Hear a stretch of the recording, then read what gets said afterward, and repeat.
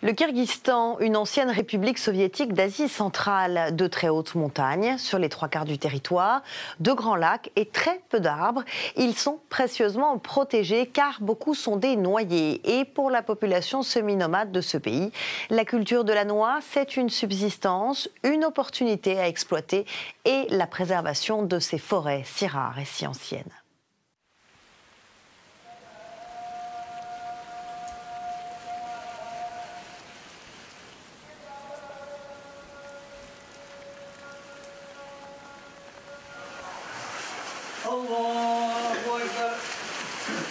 La pluie n'est pas une excuse pour manquer la célébration de l'Aïd el-Kébir, la fête musulmane du sacrifice.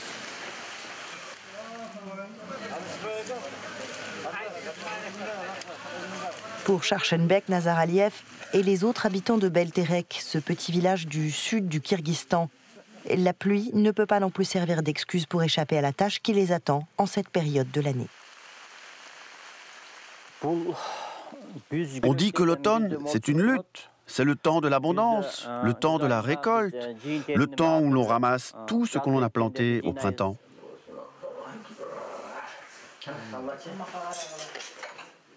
Juste après le repas de famille, Charchenbek et son fils de 5 ans rejoignent donc les fils aînés dans cette parcelle de la forêt nationale qu'ils louent à l'État. Car dans ces régions pauvres, les forêts abritent un trésor, la principale source de revenus. Notre principale culture, ce sont les noix. C'est ce que nous faisons. La saison des noix est très courte, 1 mois seulement. Et les jours comme aujourd'hui, où il pleut et le vent souffle fort, beaucoup de noix tombent des arbres. Une récolte de noix qui fournit presque 1/3 de son revenu annuel à Charchenbek, et même plus à d'autres familles. Si vous récoltez une bonne quantité de noix durant la saison d'automne, le bénéfice que vous en tirez peut nourrir votre famille toute l'année.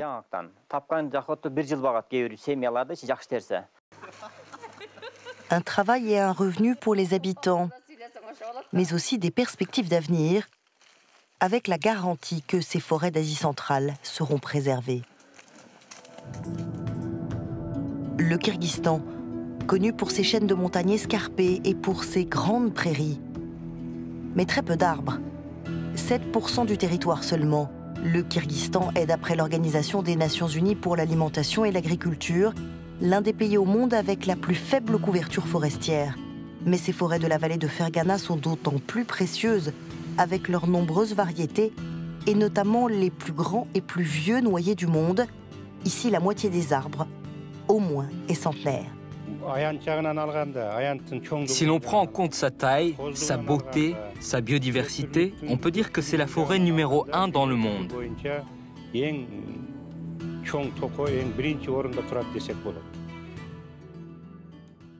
Davlet Mamajanov est kirghize. Il dirige le laboratoire des ressources forestières de l'Académie des sciences dans le sud du pays. Il connaît les 2 défis principaux, les changements climatiques et l'augmentation de la population. Le nombre de personnes qui exploitent les ressources forestières est en augmentation. Les gens prennent de la forêt plus que ce qu'elle peut donner. Le travail de Davlet Mamajanov, étudier la croissance des noyers et leur production pour évaluer l'avenir de la forêt. Il peut dire par exemple quelles noix récolter et lesquelles laisser. Pendant la récolte, les gens ramassent les noix en 3 ou 4 fois. On leur dit de laisser au moins quelques noix derrière eux lors du dernier passage, afin que certains arbres puissent pousser naturellement. Ermakov Baktibek Zulumbekovic dirige l'Agence nationale de protection de l'environnement et des forêts dans le secteur de Jalalabad, la principale ville du sud-ouest, où est appliqué le nouveau programme baptisé Gestion collective des forêts.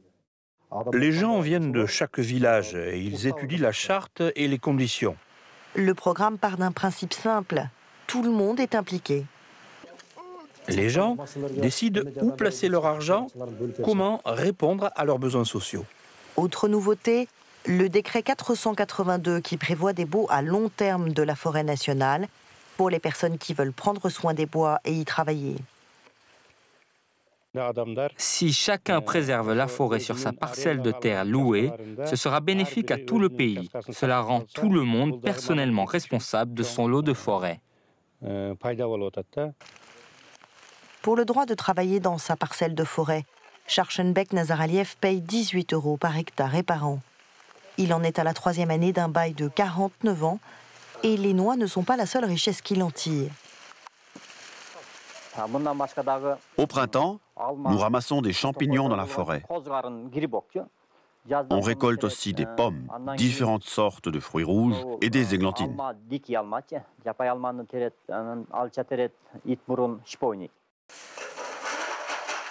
Scharchenbeck siège au conseil régional des citoyens forestiers. Il est également propriétaire de l'épicerie du village qu'il gère avec sa femme, Guljan.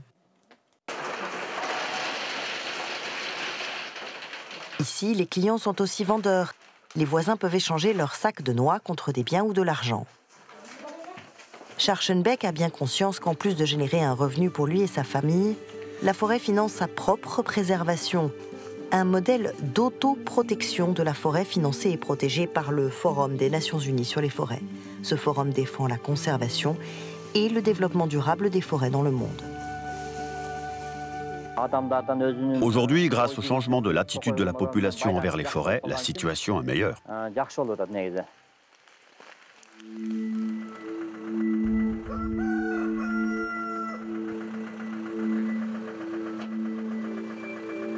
À l'aube, Scharchenbeck part au marché. Il faut 2 heures de route pour atteindre le bazar Korgon, le plus grand marché aux noix du pays, en bordure de Jalalabad.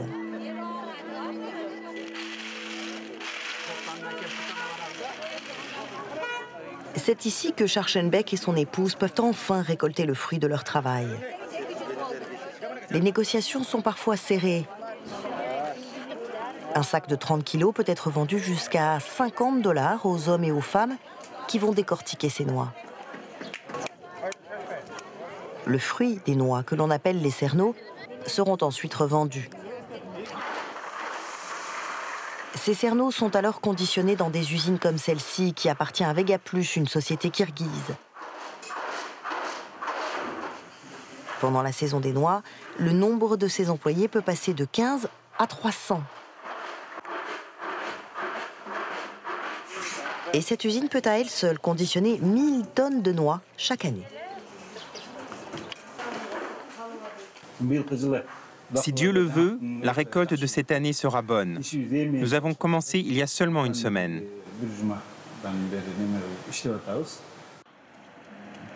Kanibek Atakanov, directeur de Vegaplus. Plus le prix des noix sera élevé, meilleur sera le bénéfice pour les personnes dont la subsistance dépend directement des forêts et de ces noix. Et ça aura un impact positif sur les forêts.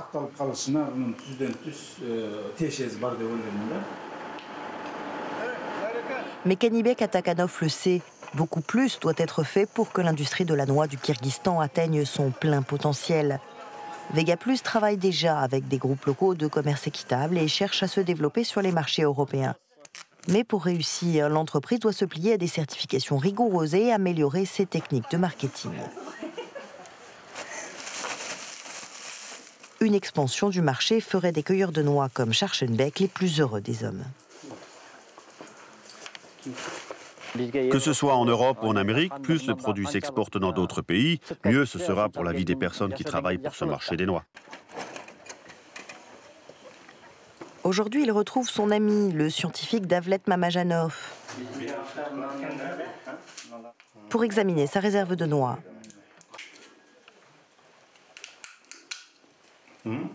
Pour Davlet Mamajanov, cette collaboration est le signe que ces nouveaux programmes de gestion des forêts du Kirghizistan et de location des terres font leurs preuves. Et que cette forme de financement des forêts protégera la richesse naturelle du pays à long terme. Les gens se sentent plus responsables maintenant. Ils comprennent mieux la forêt et son fonctionnement.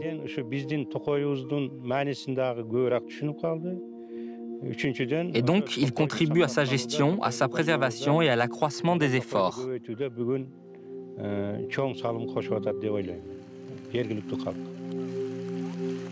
Scharchenbeck et sa famille, d'autres familles cueilleurs de noix participent à cette économie durable, fondée sur les ressources naturelles, imaginée pour protéger autant les arbres que la fierté de ceux qui en tirent chaque jour et raisonnablement des richesses.